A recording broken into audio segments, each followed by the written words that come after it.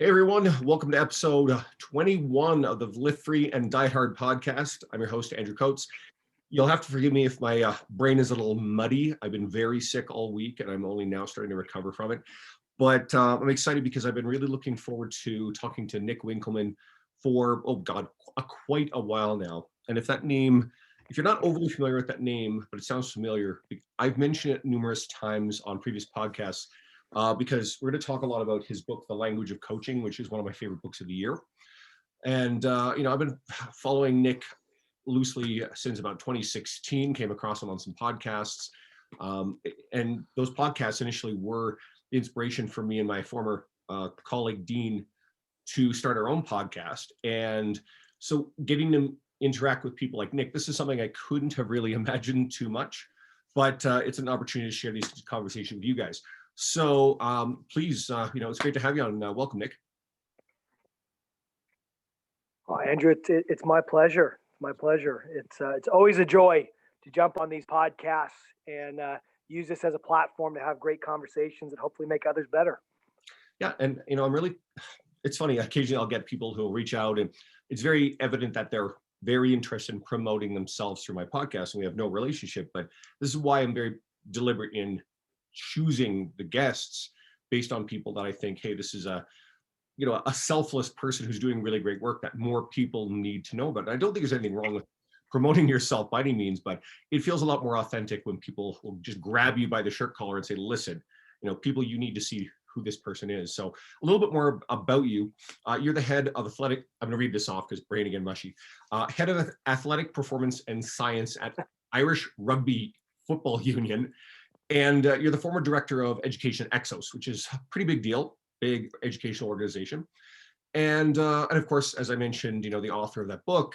So the book really goes into a lot of deep research on the application of external versus internal cues, and more broadly, a lot of the language of coaching, and how external are almost always superior. We've all intuitively figured out some great external cues, but I wanted you to answer, why are we so reluctant to let go of a lot of our historical cueing, a lot of the internal language we're used to, despite the evidence? Yeah, no, thank you for the question. And it's one that we could give, hours upon hours of consideration to. So I'll try to open with a brief answer that you can then pick and choose where you want to take the story next. So let's start by just defining, in case your audience is unfamiliar with these terms, what we mean by internal versus external cueing. And so it doesn't matter what your, so to speak, portion of the movement profession is, whether you're a physio, a strength coach, sport coach, right, or just an athlete yourself trying to figure out how to be better. Ultimately, the one thing that we all know is always present, that if you're a movement professional, you're communicating movement, right? You have to somehow get these insight off the paper and into the person. And while we use communication for a lot of different things, right? We open up a session and tell the athletes, hey, here's what's going to happen today. Here's the expectations, the what, why, and the how of the session. We also know that we might have chats psychologically around effort and motivation and attitude. But we also know we have a lot of conversations around movement in particular. And so when we look at our conversations around movement in particular, we'll give a number of pieces of information. We might describe a movement. Hey, we're going to do a squat. Here's how to set it up. Here's what it looks like. We might give a demonstration to give something visual. But almost inevitably, we get down to what we call the coaching cue. And the coaching cue tends to be like the address in the GPS. Right? It's the one idea, the one guiding light that's meant to help them move better. And depending on who you ask, some people say, oh, you can give 2 to 3. I'm in the class where I think you should only give 1. But when you give that one coaching cue, ultimately, the question is, what is the content of that coaching cue? Which means literally, what are the words we are using, we are selecting to guide how they move?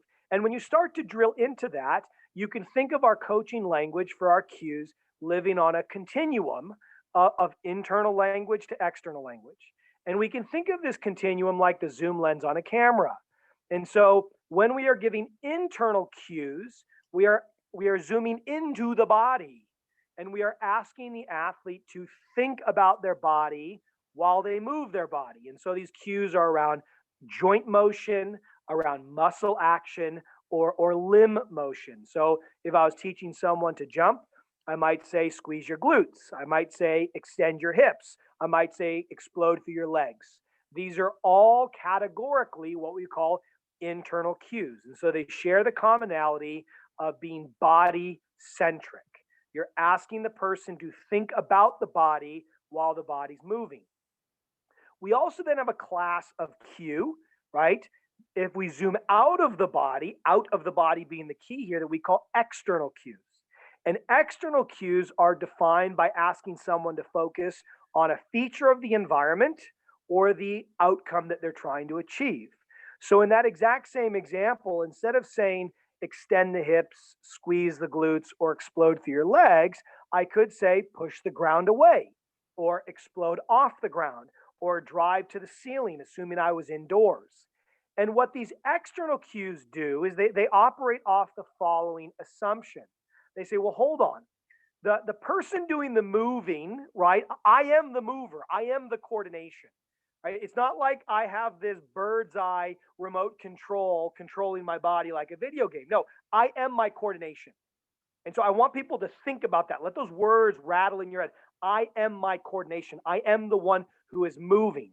And so, in recognizing that, the second I give the body a task, it has no option but to move in terms of that task. And so, if I tell you to explode off the ground, it is implied that my legs will be part of that solution. It's notably, my legs will have to extend explosively if I am to explode off the ground. We'll come back to later on why that point is so important. So external cues then understand that the body moves to achieve an outcome, and all it is trying to do is make that outcome stand out, very salient, as we might say. So explode off the ground or jump as high as you can. And so these are categorically external because they don't require the person to think about the body while they are moving their body. And so if we take that, there is now 22 years of research on this domain, whereby they have looked at categorical internal cues versus external cues and learning how to move. And we easily have 250 papers on this across the 22 years.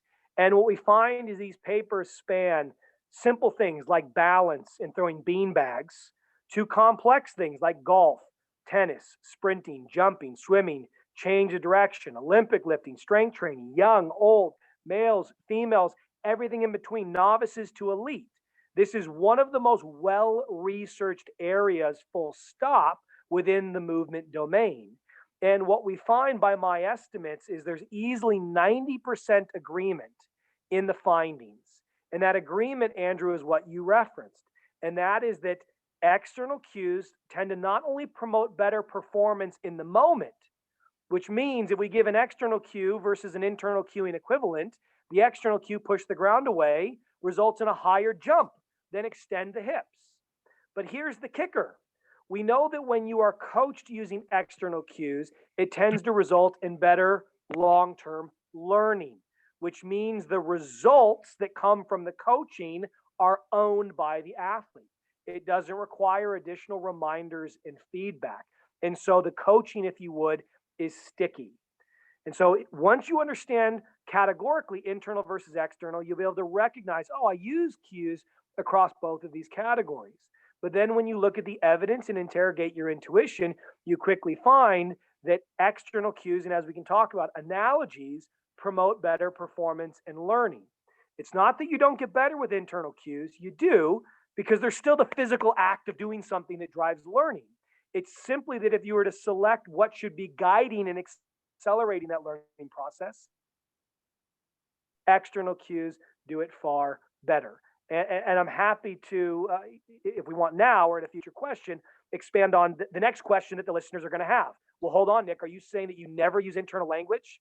No, you do use internal language, just not in your cues. It's not the idea that you want in their head while they're moving, and we can get into why that is. And that was exactly the next, line of questioning, because when we are setting up and describing an exercise, there will be a lot of internal language. Another sort of quick analogy that I've always liked that may bring this really to the forefront of people's brains is, I would imagine every trainer has intuitively figured out that in order to get someone to really brace their abs better, you I've done this all the time. I've got them to imagine that they're stopping a punch or stopping bullets Yes. with their abs. And every client has always been able, especially the ones who don't have that body awareness, who couldn't, they didn't have a fucking clue what bracing their abs even feels like. But when you tell them, stop this punch, they intuitively know how to do it. Yep, yep, yep. And that is categorically an analogy where it's like the Matrix, right? Whatever I can visualize, my body can move as if. And so if I move as if I was going to take a punch in the gut, I can bring that into reality, and thus it allows me to stiffen up. And the difference is, if I tell you to brace your abs, it requires that you have the body awareness and the knowledge to know what bracing the abs are. But that's to assume that we need to have that knowledge to brace our abs. You give a clear example that we don't need to have that body knowledge. You tell anyone, imagine you're about to take a punch, intuitively, implicitly, without thinking in terms of step by step, a person can do it. And so we have a misplaced belief that the athlete or the client needs to understand and be aware of the intricacies of their body movement to move their body. And the simple fact of the matter is that is not true. How else would a baby learn to move if they needed to have categorical knowledge on how to move their body, for which they do not, yet they move remarkably well in their own developmental time? And so there are nearly, in my mind, infinite examples that will constantly, just by looking into your intuition, show us why external language is natural, why it naturally promotes better performance and learning. It gets out of the way of the mind, it gets out of the way of the body. We are not built to try to control our movement step by step, which is fundamentally what internal cueing suggests by asking you to think about your body while you are moving that same body. If anything, I think we've all had that experience where we tried to overthink what we were doing. I know I had a experience like that fairly recently during an in-person seminar, and it just completely threw me off to the point where I couldn't do this unique movement. So imagine how frustrated a client can be if they're over cued, which you referred to earlier about trying to, your preference is for just a single cue. But imagine how frustrated a client is who, doesn't know how to move certain parts of their body through internal language. They're overwhelmed by it, and now they're starting to get frustrated. And we have a coach who, through inexperience or just being married to this belief system that this overuse of internal language is the answer, maybe because they've observed it work in places. Uh, what are your thoughts on getting those Yep. coaches Yep. off of that type of thinking? Well, let's first brighten a point that you already made, Andrew, and that's that when I talk about coaching language, my objective is not to hit delete on your cognitive keyboard. Okay. The reality is, all language has a place when it comes to the coaching arena.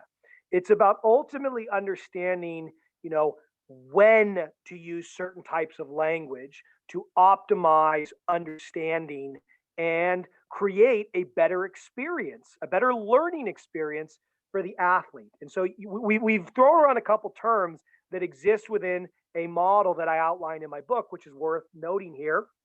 And it will then lend itself to answering your question on how to, so to speak, you wean yourself off too much internal cueing.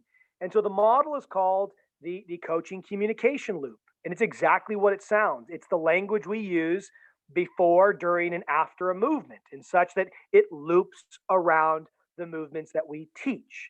And the coaching communication loop is, the acronym is DDCDD.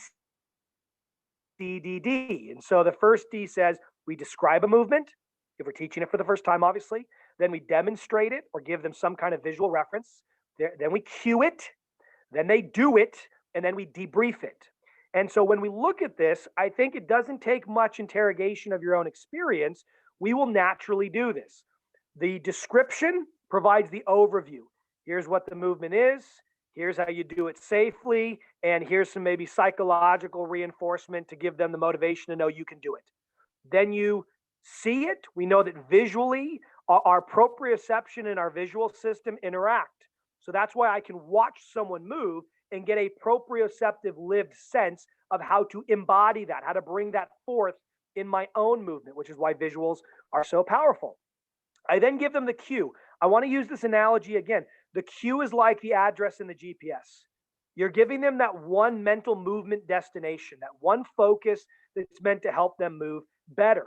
And this is why, if we think of it as a movement destination, by its very nature, it has to be external, because I always move in terms of an environment. We don't move in space, we don't move in a vacuum. We are always embedded in an environment. And the second we go from external cueing to internal cueing, we sever the connection with the world we move in. And the second we do that, learning suffers as a byproduct. Okay. And I'm going to get back to that in a second. Then they do it, they perform the movement. Just a little footnote on that. Should you be communicating while they're performing a movement? Well, if you're doing like an RDL and it's really slow, I can say things like stay long as they go down, but I'm using simple language that usually has to do with tempo and control. And I'm only using it if the movement is slow enough to warrant it. I might also, if it's a faster movement like a sprint, push, push, push on the first 3 steps. But again, it follows my rules. It's rhythm based. If your cueing is not simple rhythm based, you should not be talking while they move. Ultimately, you become a distractor in your desire to make an improvement. Okay. So coaching while they move is more for you than them, unless it's rhythm. And then the debrief. The debrief is where I'm trying to ascertain what happened. I saw what happened, but what did they experience? With the goal being that we figure out the next best cue, right? Was the address in the GPS correct? Do I need to update it, refine it, retire it, so on and so forth? What this comes down to is what you said, Andrew. When I am describing a movement and when I am debriefing it, we are pivoting. And I want to explain this because it is central philosophically to life, but certainly to coaching. When I'm describing and debriefing a movement, I am entertaining the knowledge of what, meaning the knowledge of what to do. I am literally using words to describe a movement, right? A cognitive picture is being painted. What we have to recognize is me describing and talking about a movement with internal language, technical language, biomechanical language, where I'm trying to explain what is going on or what is going wrong or what is going right. This is operating at the level of propositional knowledge, right? Things that I can put into words. But movement is far more complex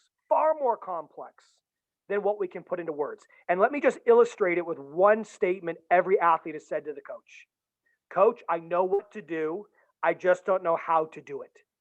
I guarantee you can take 100 athletes, put videos on the screen, and have them pick out what's right or what's wrong. But does that one-to-one transfer in their ability to do it, assuming they have the physical ability to do it? No, it does not.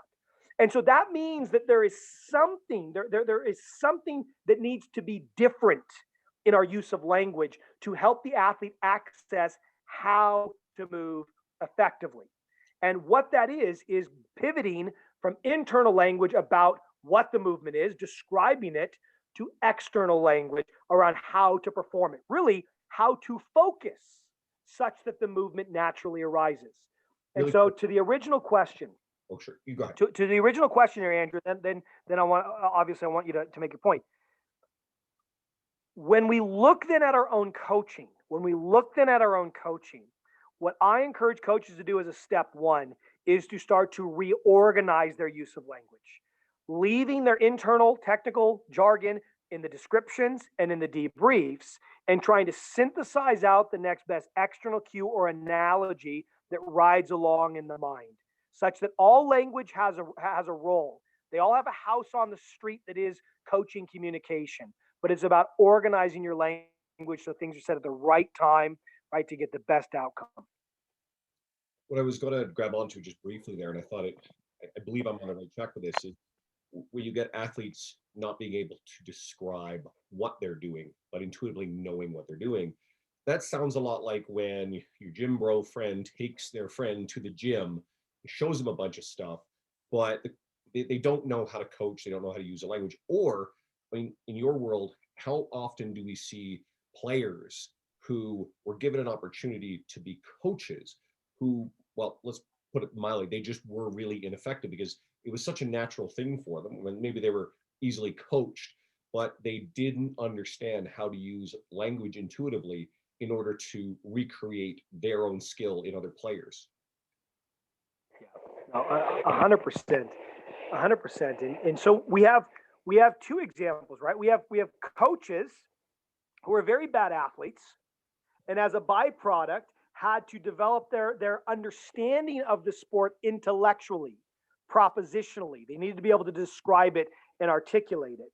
And oftentimes they can be very good coaches, especially when they know how to use language appropriately. But then you're 100% right. You have the athlete that has no propositional knowledge around their sport, but they can just do it. And thus they can demonstrate it. And so their knowledge of how is remarkably high, but their knowledge of what is remarkably low. And for them, if they don't learn how to articulate themselves, demonstration can only take us so far. So I think we have two different examples there of athletes turned coach. And what we recognize is ultimately a coach needs both. A coach needs knowledge of what to be able to articulate what's going to happen, but they also need knowledge of how. They need to know how to articulate that. Same thing goes for the athlete, but really they only need one of them. They don't need to take a written test on their movement. They need to be able just to move correctly. And so too often we coach our athletes as if they're taking written tests alongside physical tests. And so it's not to say that we don't want to increase their knowledge. And my good friend Dan Paff says he wants his athletes to have a PhD in their movement. I completely agree, but I only want you to have a PhD in your movement to the degree that your cognitive knowledge doesn't disrupt your physical knowledge, because it's the physical knowledge that we are ultimately chasing here. And so external cues operate like this. Hey, listen, you know how to move your body, but your body always moves in terms of something, right? And that in terms of something is an environment. Could be the ground, could be a barbell, could be the opponent, could be the teammate, right? Could be an implement, but we're always moving in terms of something. And so what external cueing says is if I can set the right intention, if I can have you focus on the right thing at the right time, your body will be able to deliver its physical message in terms of that outcome. The problem is when I give you internal language, I can only focus on one part of my body at a time. Like for the listeners, like right now, seriously, I want you to try to visualize and imagine, right, what your hand and your right hand and your left foot feel like at the same time. I, I meditate on this. You cannot do it. You can go from hand to foot, but you cannot be in your hand from a perceptual awareness perspective and your foot at the same time. Cannot happen. And this is a feature of the limitations of our attentional capacity. Our attention, our conscious spotlight can only exist and be pointed consciously at one thing at a time. And so the work by Sean Gallagher on body image, which is to say the image in the sense of my body, I can tour my body. I can go from my pinky toe, right, to my ring finger, no problem. But I can only be in my pinky toe or my ring finger. I cannot be in both simultaneously. So people are listening, well, why the hell does that matter? Here's why it matters. When you're teaching someone how to sprint and you're asking them to focus on just their ankle, just their knee, just their hip, you're asking them to try to organize a multi-joint movement around a single joint. It is physically impossible to do that.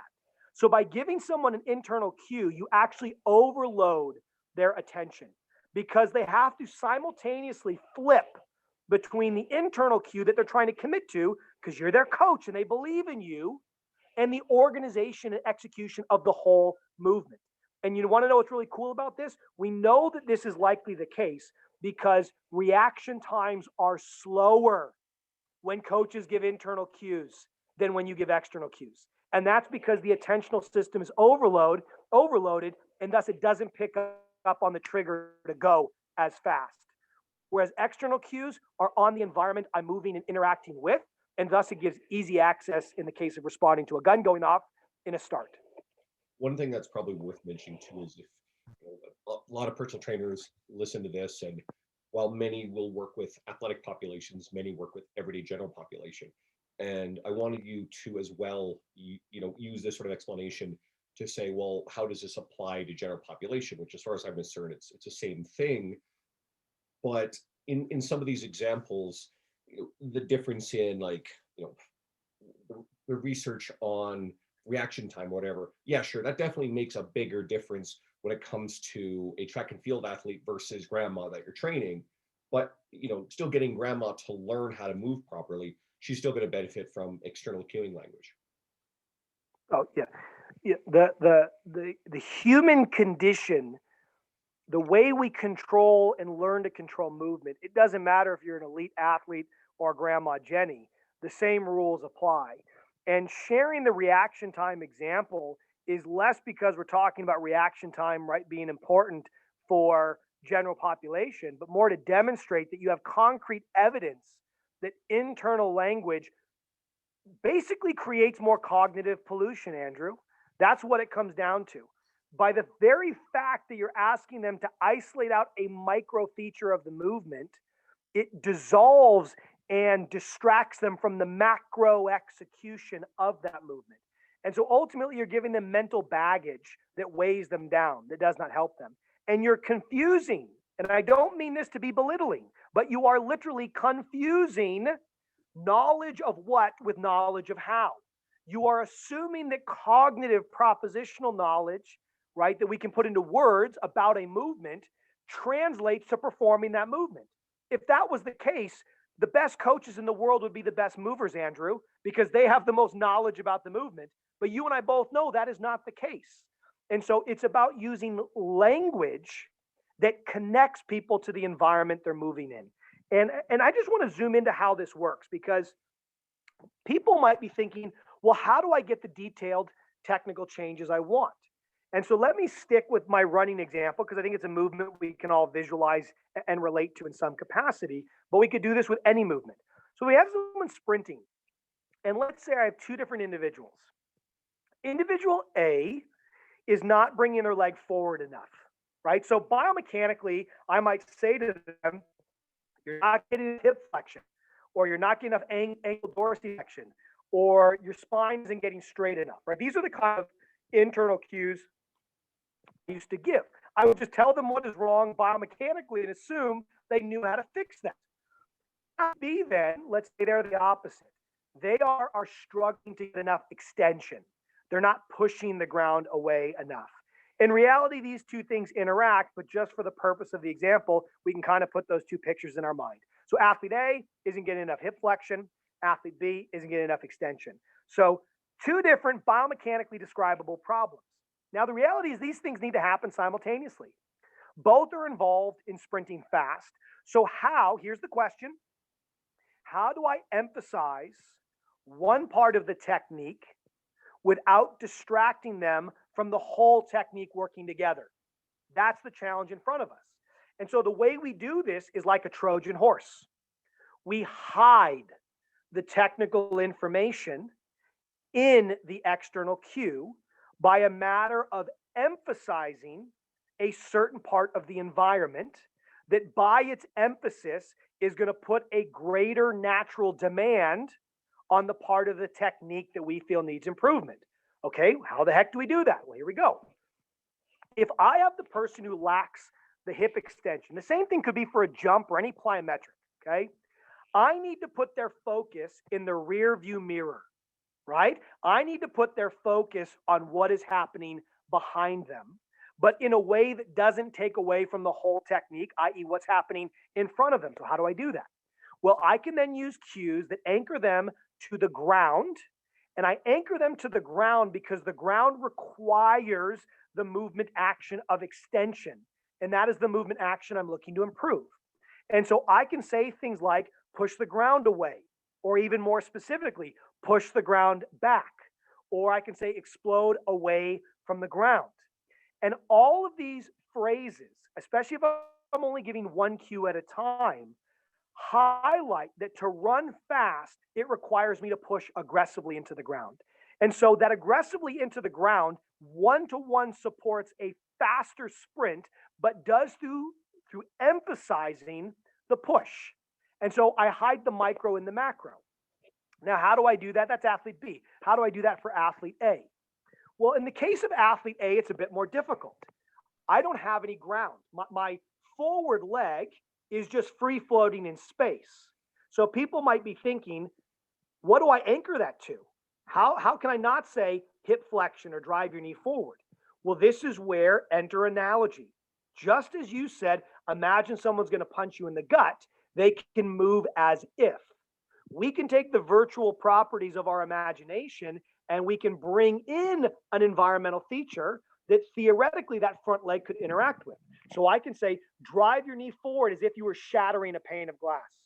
Or, and I do this, bring out a sparring mitt. Drive your knee forward as if to smash through a sparring mitt. Or say, I want you to imagine you're running up a steep set of stairs. What would your leg have to do, your front leg, to get up those stairs? And they'll demonstrate a good high hip flexion and knee lift. And so, see what I've done here is I transpose the environment where it does not exist. And guess what? That allows me to bypass the use of internal language. And by the same factor of putting my vision in the rear view mirror and pushing the ground away, gets better extension, which requires better front side. Equally, I can put their attention forward and to move as if you were driving through a pane of glass. Again, that's going to emphasize front side, but still is going to complement a better push because the push reactively works with the knee going forward. And so I keep the whole movement in frame, but I simply give you an angle, a lens to look at that movement that emphasizes the technical feature. And I bring all this out through my 3D external cueing model. That's fantastic. I just was soaking it all up as you went.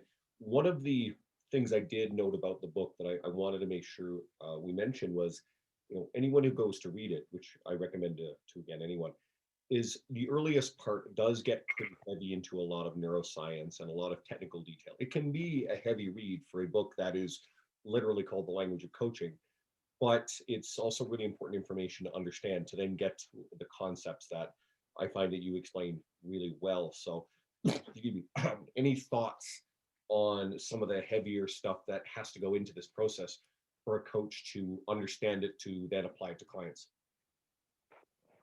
Yeah. So, in terms of navigating the book, I took the approach, and ultimately the readers will decide how successful I was, of making things as simple as possible and no simpler.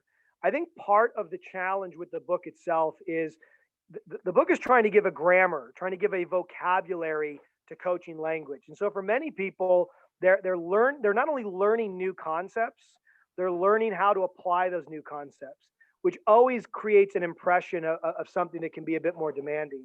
And so the book ultimately, part one, you're right, it's the science. It's the science of basically learning, memory, and attention. What I try to do with those three sections, and Andrew, I'd welcome your commentary here, is I don't shy away from giving people the core science of how memory works, the core science of how learning works, and the core science of how attention works, because these are ultimately the three interacting ingredients that we manipulate all the time.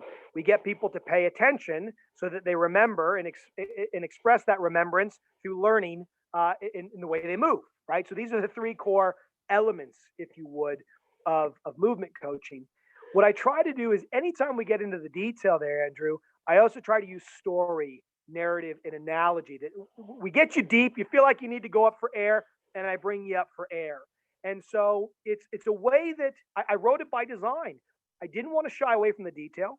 I want to upgrade the overall intellectual operating system of our coaching knowledge in the industry, but I tried to do it in such a way where actually I use the principles that the book is about. I bring you face to face with the concept in its pure form, but then we use analogy and story to color it, to make it relatable, to make it applicable to your environment. The cool thing about the book is if you're thinking, well, Nick, I'm not overly interested in the science of attention, memory, and learning. I want to get those things, but without having to know the atomic structure, right? Not everyone wants to know about quantum physics, yet they're still able to sit on a chair and know how to do it. So the cool thing is everybody can start in part two of the book. And part two of the book, again, you can tell me what you think, Andrew. That's where the language, so to speak, is lighter because the topics become more relatable and lighter. They're more familiar. right? It's how we use language to coach movement. And from part 2 and 3, you could take an absolute coaching newbie who's never coached a day in their life. They could start in part 2, and hand on heart, I do believe they could digest it, read it, understand it, and be a better coach for it. Part 1 is really, let's say, for the extremists who want to go deep. I know a lot of people that have started on part 2 and part 3 of the book, and then inevitably that whets their appetite. They want to know more. Then they go back and read part 1. And that's a perfect way to navigate the book.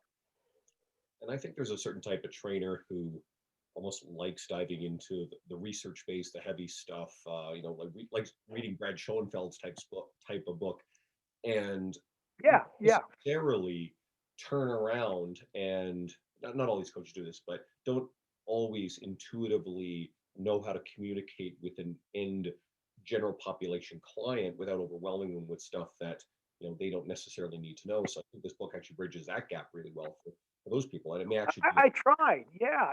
What I try to do is it's people don't call it a textbook because it's not a textbook, but people also know it's not a general light read.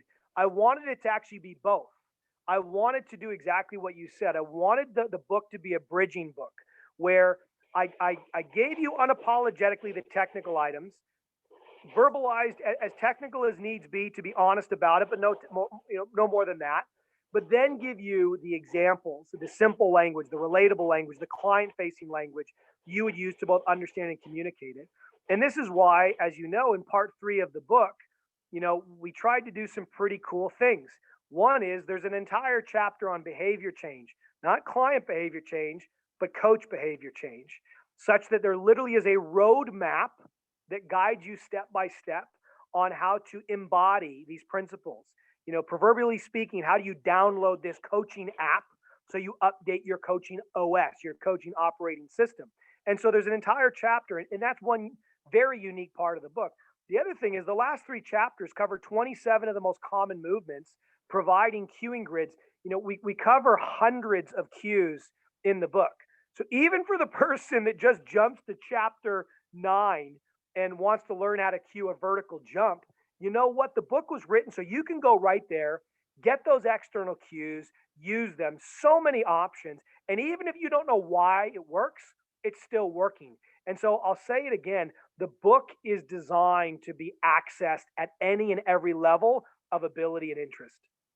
You then went into what I was also going to ask about is, you know, we're going to see some people, hearing this, we're going to be reluctant to even accept this because, a lot of their internal language is going to be fairly entrenched. And like you said earlier, and I'll reiterate, it doesn't mean that we can't use any internal language at all. It's just about for the exclusive action of giving a cue, then we want to favor external language. So any additional thoughts on, trying to deal with the pushback that some coaches may have from, well, I've been doing this for 15 or 20 years and, I've been doing a great job with my people and, I don't believe this research, any of those ideas. Yeah. So yeah, quite a few, but let me just give a couple high level ones. The first one is, the old statement. I remember, I don't know if it was Stu McMillan or not Stu McMillan, Stuart McGill, who said something to the effect, if it wasn't him, it was someone along those same lines in the back research. You know, I didn't know my back felt bad until it felt good. And so this is kind of like that.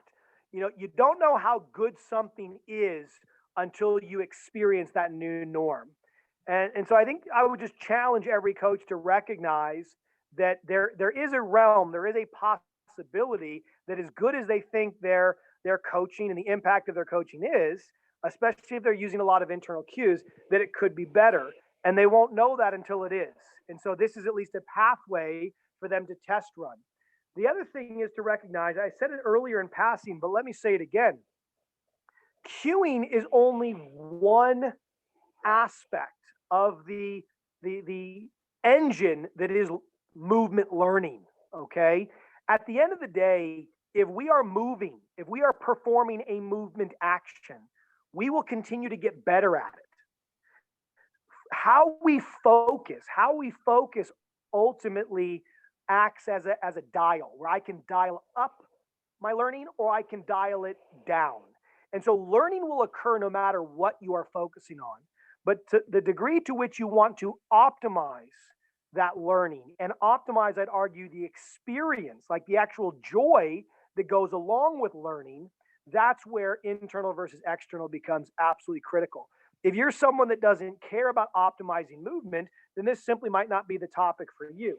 Now, if you do want to optimize how someone moves, then it also comes down to, okay, I still recognize the point. If I'm someone who's been coaching using internal language my whole life, likely I've used a mix, but let's say I'm biased towards internal.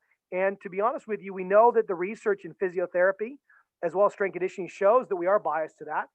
Typically the split is anywhere between 70 and 30, 60, 40 in favor of using internal cues to external. What I encourage people to do is use the sandwich approach. Give them the internal cue. Hey, I need you to get better hip extension on that next sprint. Okay, that's the knowledge of what to do. How am I going to do that, coach? Now, to do that, I want you to focus on exploding off the ground or explosively pushing the ground away. Or I'm going to stand behind you, right? Imagine I'm about to chase you. Get away from the chase. Imagine there's a rattlesnake right about to bite your ankle. Beat the bite. So you see what I've done there? I've given them the knowledge of what? I've given them, if you would, the intellectual curiosity piece. And let's be honest, not every client and trainer or client and athlete has that curiosity. But sometimes I just want to be very clear. So, hey, better extension. But now I've given them a mechanism to know how to do it.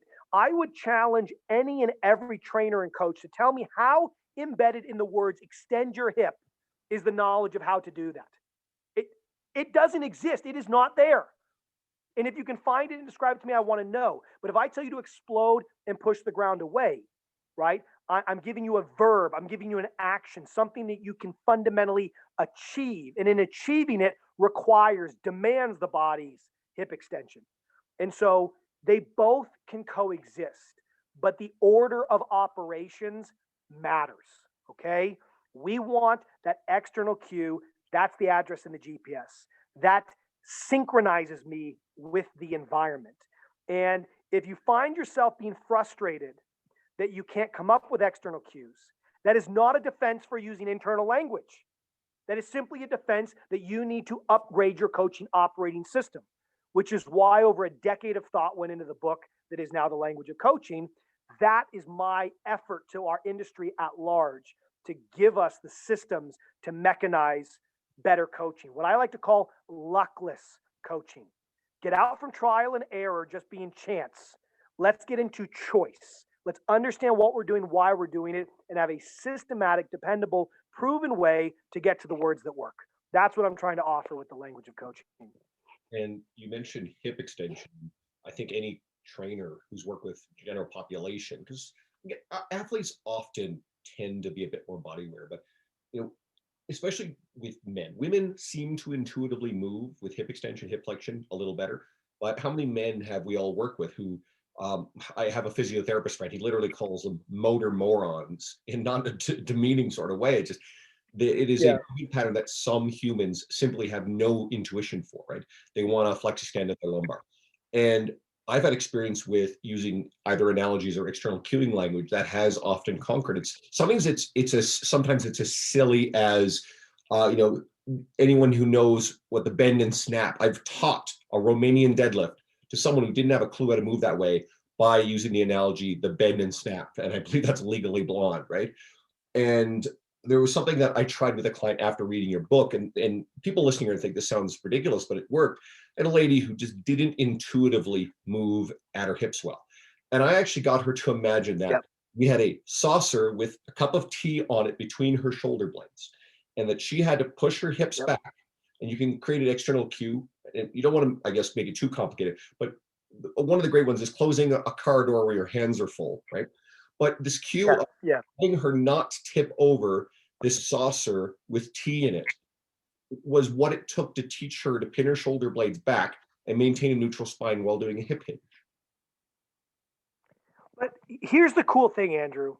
People might forget everything we've talked about, but they're probably going to remember your punch in the gut cue. They're probably going to remember your saucer, tea cue, because these things are just the gravitational pull of those visuals are such that it is unavoidably imprinted the second we hear it. And I guarantee there's people even listening to that who have stood up and oh yeah, I can see how with the water I would have had to control this. That has to go down flat. Totally. And what it does in just such brilliance, almost there's an aesthetic quality, like seeing art with analogy, that it hides all the technical nuance. Because here's why: it articulates the action, not the anatomy. Think about that. That's the difference between external and internal. External is about actions. Internal is about anatomy. At the end of the day, that's like trying to teach someone to drive a car by explaining the wheel or the brake pads. Like, I'm not trying to be demeaning because I know people value internal language. I value internal language. But I also understand that, yes, to be a mechanic, I understand my car, but to be a driving coach, I use a different set of skills. Guess what, my friends? We are mechanics and driving coaches. Do not confuse the language we use when we're in mechanic mode with the language we need to use when we're in driving mode. Your descriptions and your debriefs, be as technical as you feel is required to get explanation, understanding, knowledge, and buy-in. But when it comes to teaching them how to move, dabble in action, external cues, and analogies, not anatomy. Amazing. I've loved this episode. It was great to be able to talk deeper on top of having read the book. I know you got a hard stop shortly, so I wanted to make sure people knew A, where they can get your book, B, where they can find you on social media. Yeah, no, thank you for the opportunity. Yeah, so the language of coaching, the art and science of teaching movement is the full name. It's on Amazon worldwide, as well as Human Kinetics and most of the other vendors. But I'd say Amazon is probably the best. And for those that want more of the up-to-date stream of consciousness, it's at Nick Winkelman on Twitter and Instagram. And as I think you probably know, Andrew, I have a ton of free open source courses on these topics that can be accessed at thelanguageofcoaching.com. Yeah, no, you've crept into my world as more and more of an important resource, and it's why it was so important to make sure that you're on the radar of a lot more people. And no, I'm excited to see where your work will continue. And well, let's just put it this way: if there's a book in the future, that'll be I'll be buying it very quickly as well. So thanks for taking the time to chat with me. I know we had a little trouble making this work, but thankfully it did. And I appreciate your time. And thanks to all listeners for continually tuning into this every week. I really appreciate it. If you haven't given my podcast a review, that would be unbelievable right now. And share it with someone that you feel like, especially this episode. If you've got a coach friend who you think would really benefit from this, I'd love it if we'd had that kind of support from you. And again, I can't say thank you enough. Stay tuned for next week.